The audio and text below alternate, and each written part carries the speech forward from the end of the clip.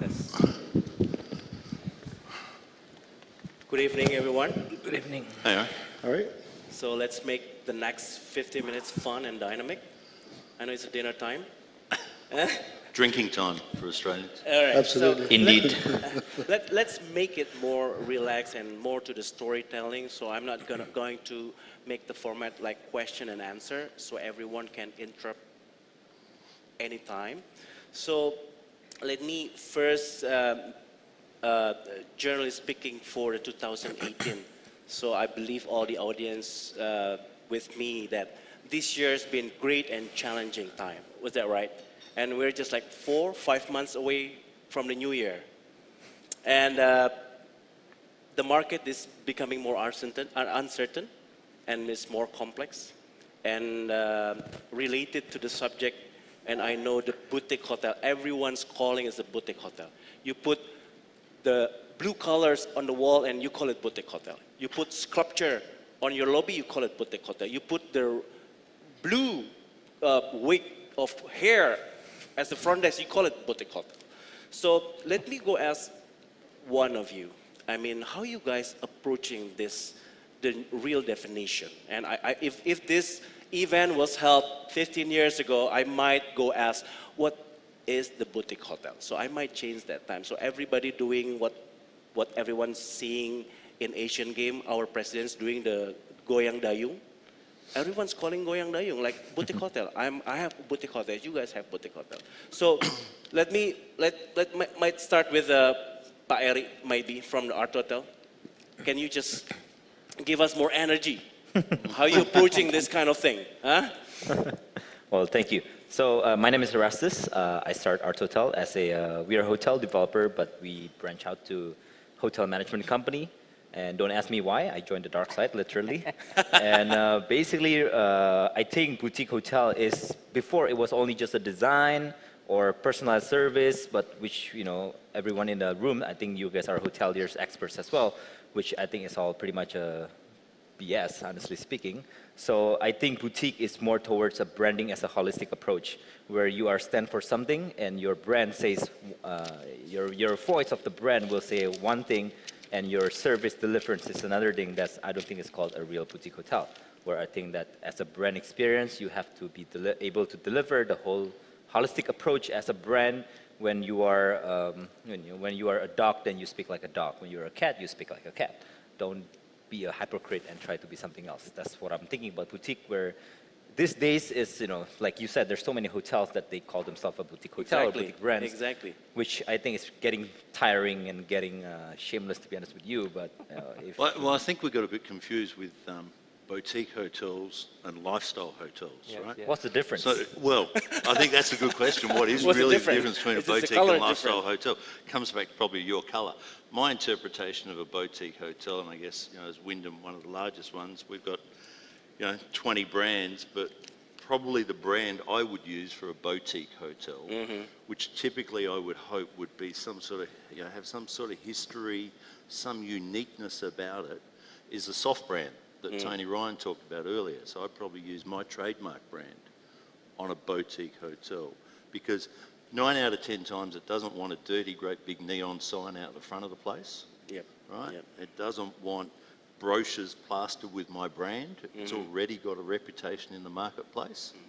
But it might want some help in distribution, like Tony said, tapping into that loyalty program and things like that that we've all got. So, I don't know, Rio, would you agree with that? How about you, Rio? You know, one of the most difficult questions I was asked before my life with Accor, I was with Horwath for 15 years as a consultant. When people ask me, you know, what exactly is boutique brand, right? Exactly. So actually, you know, there was a discussion early on about changing time right now, right? Right. I actually like lifestyle much better than boutique, in my opinion. Its lifestyle is actually what reflects boutique branching out kind of thing, you know, because before boutique was sort of being put on a pedestal a little bit, you know, before our foray into buying brands, actually we had one soft brand or boutique brand that we had, well, which is we still have, which is M Gallery.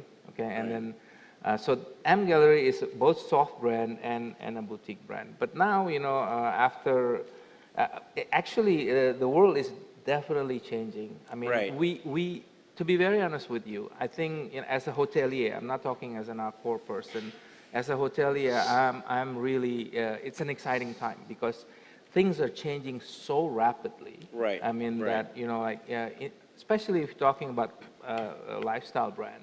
Yep. You know, we are, as you know, we purchased quite a number of brands.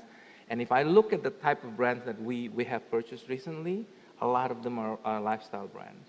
I mean, so we're moving from a, you know, what was called earlier cookie cutter, you know, standardized hotels into, and I think this is a reflection of a shift in the market.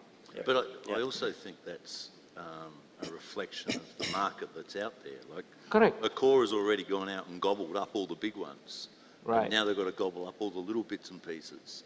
And the little bits and pieces are largely those smaller, yes, I won't call them boutique brands because that's not what we're discussing, but smaller lifestyle brands, that's right? definitely one way to look at it. Yes, so right. Andrew might be, we all here want to hear about Potato Head. So we want to hear actually from Andrew, how you guys, you're becoming a guru now actually from those kind of positions. So can you just share to us? I think traditionally boutique hotels were, you know, independent, small, you know, operators that were in that luxury segment. That's for me how boutique hotels came about. I think what we're seeing today is a metamorphosis of that boutique brand. You know, we as Potato Head, you know, started in the art business. We see ourselves as a lifestyle brand. We don't really see ourselves as a pure hospitality brand. We have different business models, everything from fashion, it's one of our shirts, to into the restaurant space. Socks, yeah. Nice socks shirt, too. anyway. You know, and so I think, you know, the evolution of lifestyle is really about how do we create experiences for the people that want to come and experience the offerings that we have, and whether that's in a beach club, in a hotel, regardless of size, regardless of the different brand propositions that we have. You know, currently we operate what is defined as a boutique hotel in the Katamama, and that's, you know, an all-suite product. It's our leading brand. It's very design-led, architectural-led. That's something that we're quite keen on, and we want to. And you're opening the new hotel soon, right? Yeah. So the next big project is in Seminyak as part of the completion of the DESA of Potato Head, or the village of Potato Head. That was a three-phased program that we put together. So that's designed by Rem Koolhaas out of OMA. So his first hotel, Omar's first hotel, 175 keys. But I think really the lifestyle component of it is programming. I think, you know, one of the tough things that traditional hotel companies have is how do you bring content? How do you bring experience? How do you get the customer to, you know, people don't come to hotel to sleep anymore.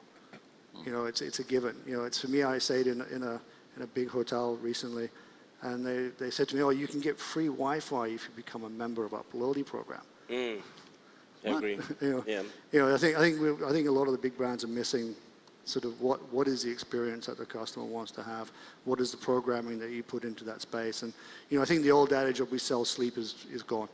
Okay. Definitely. Okay. But Rio, actually, our next question is from the investment perspective. I know building a boutique hotel is not like you're building a budget hotel, and it's totally a different kind of level.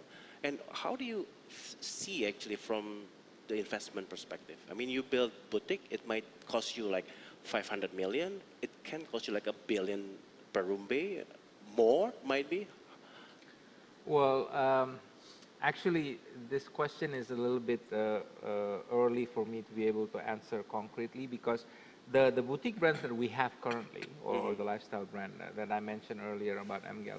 So because we are a big company, we do have standards. We do have, you know, so we're marrying this boutique concept, which is supposed to be non-standardized and all these things, with sort of our, you know, so we do have a standard, like if you want to develop an M gallery, there is a certain range of what investment you have. So in our particular case, perhaps a little bit different than Andrew, would be, I mean, you know, we do have a standard.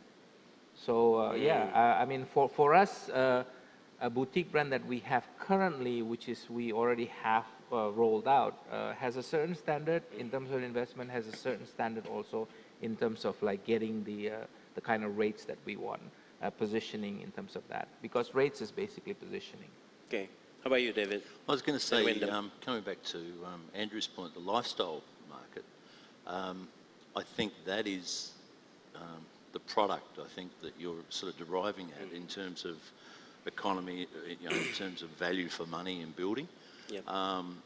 As you said, they're not there to sleep, they're there for the experience. And your lifestyle product is designed to give that experiential moment, you know, whether or not it's a selfie or, you know, using social media or whatever it is, and 9 out of 10 of them have got, you know, rooftop bars mixed in with funky restaurants and things like that. So I think the lifestyle product is the one that you refer to in terms of a good model to build, because the rooms are typically a little bit smaller. From my perspective, as I said at the beginning, I think a boutique brand or a boutique property is often one that's been there for a long time. So I don't see a lot of development in that arena.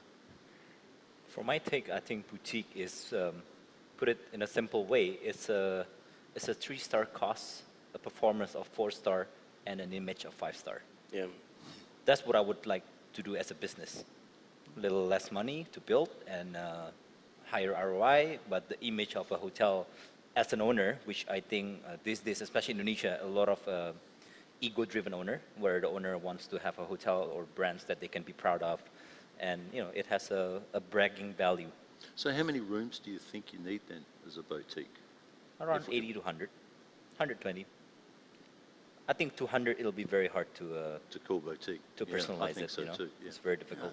I think when you get, I mean, Katamama, we're 58 suites, 84 square meters, smallest. I got 20 rooms. And yeah, so you know, I think when you get over 100 rooms, it's very difficult to give that boutique experience to your customer. That service level. You know, feeling.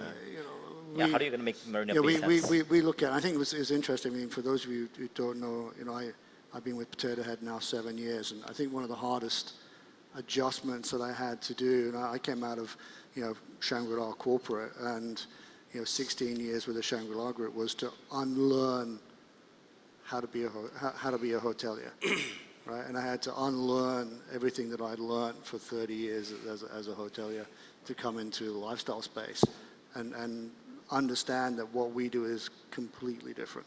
You know, while we look at costs and obviously we want to make sure, you know, we have a return to shareholders, et cetera, you know, we sat there and looked at what is the customer journey, what is the experience, and really didn't look so much at the cost as the first driver of choice. You know, I think one of the things, you know, coming out of a big hotel company, you know, you're looking at economies of scales and costs and everything else, and everything today is driven by finance versus driven by customer experience. So we forced ourselves to turn that on the head and realize that if we want to compete in this space as an independent brand and grow a portfolio of hotels, and you know, whether it's in our music business, whether it's in our fashion business, design and architecture businesses, that we needed to think purely customer centric.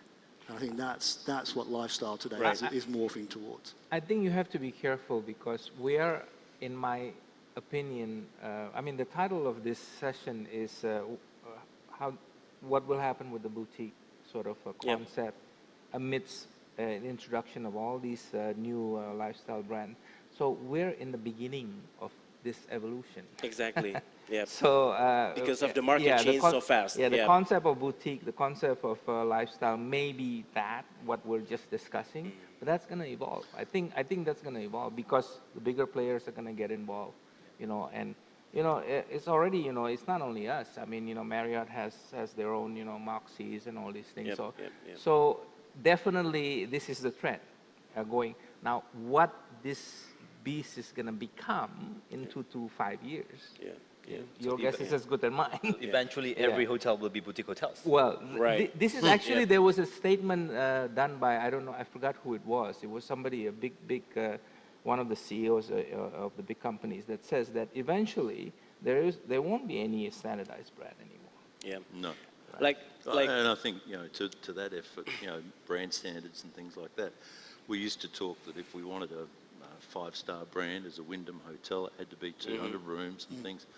I've just signed a 60-room hotel in Lombok, and I've put a Wyndham brand on it because Lombok is a market that doesn't need a 200-room hotel. exactly. And the 60 rooms that I've got are of such a scale and deliverable that it deserves a 4.5-star brand. So, And this is also a reflection of market becoming more niche, Yeah. right? Yeah. Because the slices are becoming so thin, right? Within the five, it used to be good enough to say this is a 3-star, this is a 4-star, 5-star. Now it's not. It's 5.25, 5.5, 5.1/10. So when we're talking about sustainability, I heard from quite a few sources and I read from a few articles that actually right now the lifespan of the brand is less than 2 years, especially F&B in Jakarta, less than that one. I know it's debatable, but things that need to be, need more attention to that. So talking about sustainability, maybe I'm going to throw this question to Pak Eri, as you guys one of the pioneer for boutique hotel in Indonesia. And how did you actually, if you remember, how did you actually initially motivating your team when you will becoming one of the greatest, not the boutique hotel, but you might delivering and selling experience rather than selling the product? How do you remember that? You started like 7 years ago, right? 6 years ago. 6 years ago. What's the question again? I don't get it. No, well, how did you start it actually? How did you start it? Huh?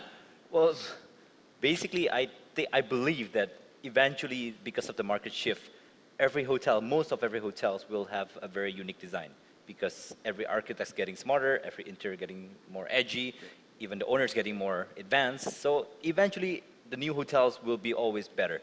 So when I think about it, is that I agree with Andrew what he said earlier that we are focusing very much on the content right now. Yes. Because design can be easily copied. I mean, you just as long as you have the money, you have the power of getting a nice architect or interior, you can always copy someone's design very easily. But I think the content and the soul is very difficult to copy. Last year, we branched out to a beach club as well as a ARTOTEL beach club. And honestly, I've been learning from Potato Head people as well because it is not easy to copy. It is not easy to make a culture like them, with a Hawaiian shirt and Bali shirt like that. Yeah. It is easy to put on a shirt, but to deliver the brand is not as easy as what people said. So we are right now. If you see our holding company, half of them are non-hotel people. They're more into a branding people. Sure. Which is the wackos of the industry that the millennials. It's very different vibe, So I think the content will be the key factor of your sustainability in the future, because running a hotel at the end of the day, check in, check out is check in, check out. There's no matter how much digital technology you want to use, it is in and out. But the content deliverance, the brand experience, the music, the fashion. And combined with the food and services, that makes a holistic approach, I think. Okay, Pak Eri, thank you. But I know when you're talking about content, so it reminds me how strict the brand standard from the international chain. So I will go this question to you, David. I know you have a very good brand standard. I know it very well. So if you are taking the approach of Pak Eri from ARTOTEL, I mean, you need to go deep into your content. How do you do that? I mean, how flexible you are on the brand standard? At the risk of upsetting any of the other brands, I think these days we're a lot more flexible. Oh, you're more flexible. Thank you. Let me go ask this to Rio after this, right? Yeah. I mean, look, we designed a trip hotel in Brisbane, and the rooms, it was in the heart of the nightclub precinct. They're 18 square metre rooms. There wasn't even enough room to put a wardrobe, so we put a hook on the wall.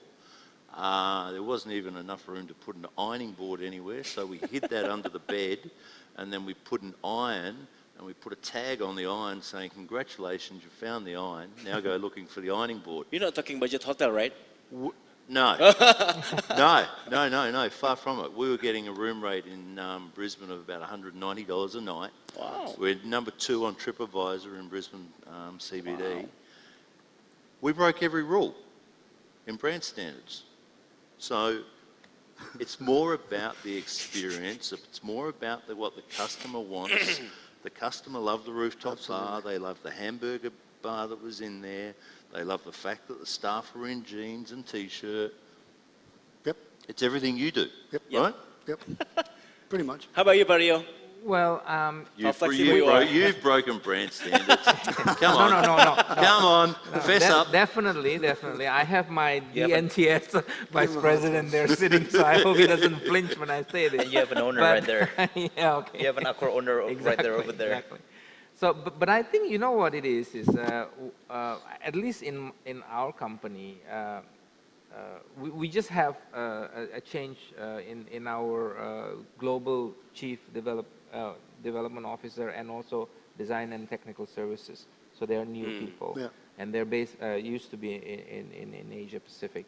So they're very aware of the differences between like European market, Australian market, and so I think whilst the standard is there, okay, global standard is there, I think there are more and more tendency for these standards to be adapted towards the individual, the region and the countries even. Right. So I think, as I mentioned earlier, I think this is a start of a trend. I mean, it is definitely the shift, the millennials, whatever you want to call it. It's definitely people are looking for more unique experience. People are looking for specific things when they go to specific places.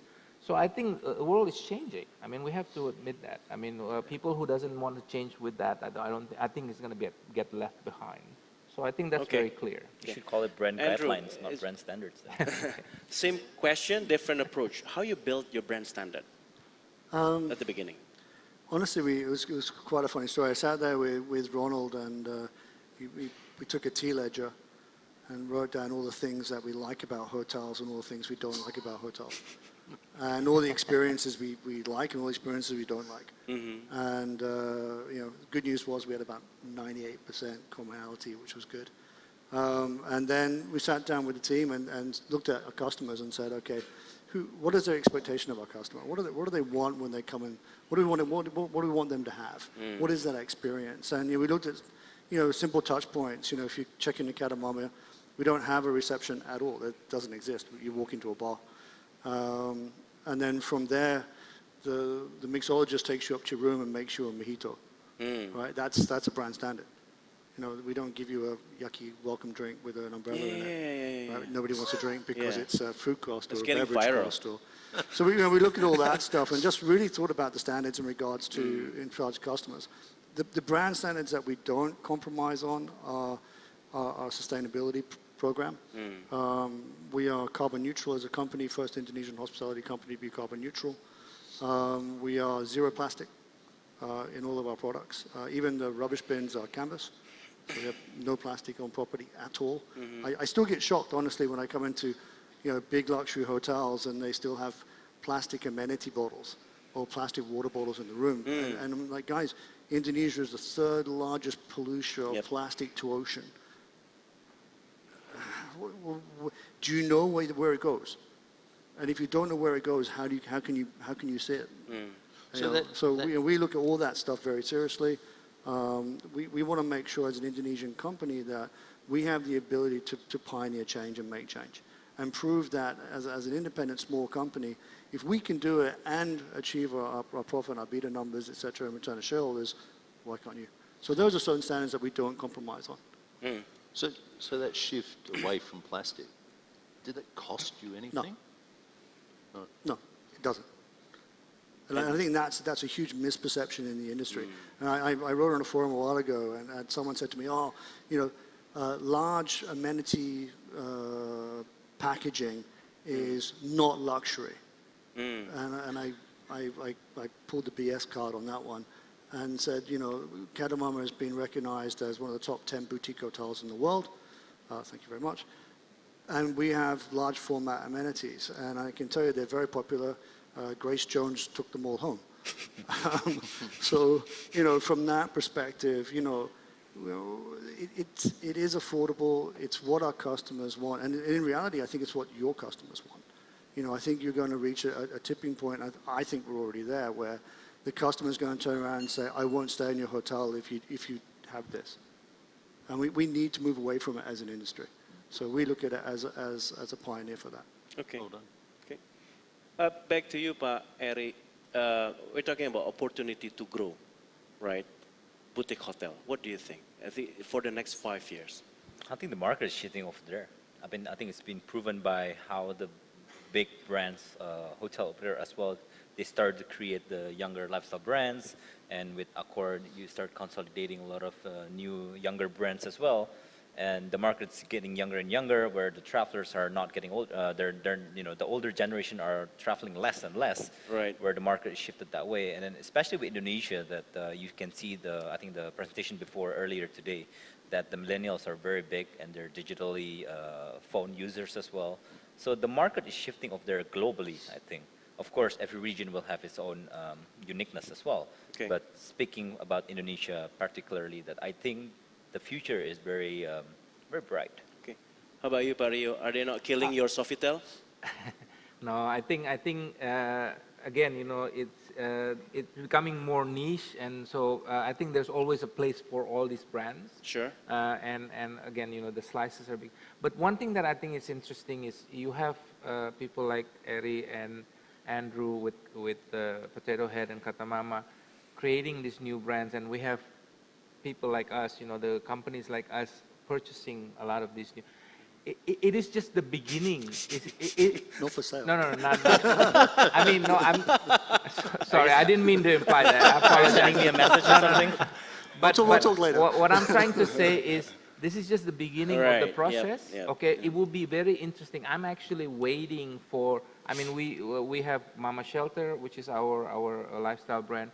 We just created a Joe and Joe, which is our lifestyle brand. We have several others that we're working on right now. It will be interesting to see what happened with these concepts being brought forward later on. I think it will be like one spectrum to another meeting in the middle kind of situation. I'm actually waiting at the edge of my seat. What's Okay. going to happen to Yep, this brand? yep. I think it will be very interesting. I think the challenge is also because we're as global companies, right? We might acquire, like you, we acquire a company somewhere in Yes, Spain or something, or in South America, and we've now got brands over there that, you know, we haven't even rolled out here called Dazzler and Splendor, right? But they're huge brands in South America, and it's like your Mama Shelter. That's a brand in Europe Yes. that fits really well, Yes. and now you've got to try and transport Fit it yes, back into over Asia. here. 25 Hour, that's another brand, which is also a lifestyle brand we purchased, which I'll be, you know, I'm trying, right, I mean, we're all trying to bring them into Asia Pacific region, and yeah, we're making headways, definitely trying to get them signed. So it will be very interesting. The next 5 years, it will be very interesting to see all of this, you know, becoming an open hotel. Yeah. Okay. How about you, Andrew? 5 years? Growing? You're opening one in LA, right, very soon? Yes. So again, we have different portfolios within the company, and from restaurant brands to fashion and music. We have our music label, etc. Event company, online. So we look at LA is going to be similar to a Potato Head Beach Club, but it'll be a city club. So we have what we call a city club in Singapore and in Hong Kong currently that we operate. So we're taking that concept to LA. It'll be a rooftop because the weather's great. So that'll be pool. We'll bring our signature Indonesian restaurant, Calm, into that space. We have recording studios in Hong Kong and Bali, and we'll put a recording studio into that space as well. And simply because we run large music events here in Indonesia and in Bali. So we bring in a lot of acts from Tomasi Washington last week, Grace Jones, John Legend, Snoop Dogg, you name it.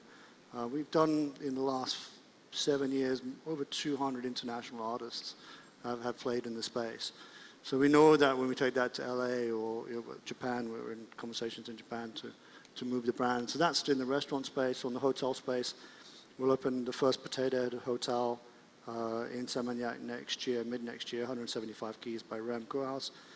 hopefully tomorrow we'll sign Kenjo Kuma. We'll do a new project for us in Tabanan. That'll be Katamama Village itself. And then we have another sort of lifestyle brand that we're going to bring into play in Brawa. So we've got about five, six new hotels coming into the space, yeah. Okay. Okay, I think this is going to be the last question for all of us. I mean, if we're talking the opportunity to grow, I think it's very optimistic.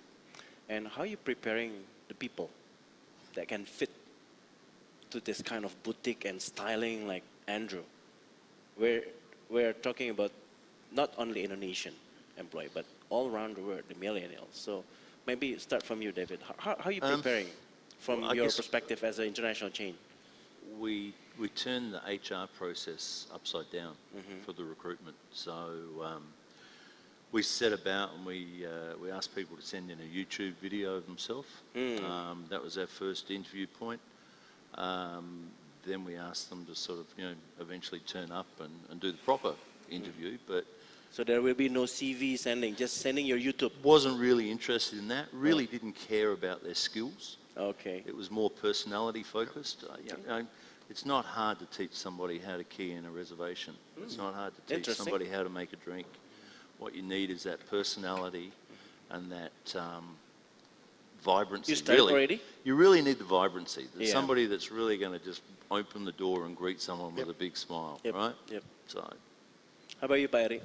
Are you talking about the general staff or like Yes, the staff. executives? The stuff. I mean, people. I mean, I believe hiring based on passion and belief in the brand, because I think we are as good as what our people thinks as well. So we really hire looking for the passion and the pride of working in that company, because I don't believe no matter how long your interview process is, you will never know that person is going to be qualified or not until you give it a try.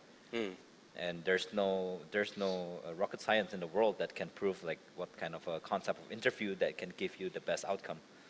Until you try, then you know. So I believe that belief in the brand, believe in the vision of the founder or the principal or the brand itself, and I think we go from there. How many brands you have now, Pak?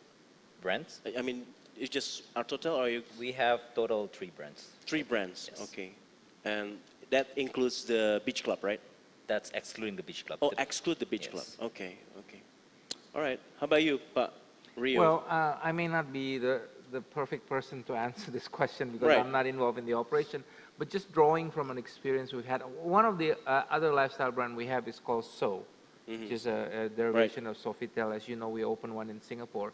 I remember when we opened and you're right. I mean, I think recruiting, this is again, this is my opinion, but recruiting a lifestyle brand hotel, I think, must be different because you're attracting different kind of people. Yes. And you know what they did it was not a recruitment, it was an audition. Okay, so they did an audition, they make a huge, big deal out of it. They advertise it, come to audition, things like that. So that's one way, right? I mean, I think the idea about lifestyle brand is you have to be creative and you have to attract the right people. To attract the right people, you have to do the right thing. Yep. So that's just my 10 cents worth. Last thing from you, Andrew? We very rarely hire hotel people. As I said earlier, I had to unlearn what I learned, simply because we just want to do it differently. We don't want to have that brand standard or that brand standard being influenced as they come into the space. So, we want to bring people that are fresh. So, we tend to recruit people that are just passionate about hospitality. So we recruit. How many employees you have now, in total? Just under 1,000. Under 1,000. Yeah.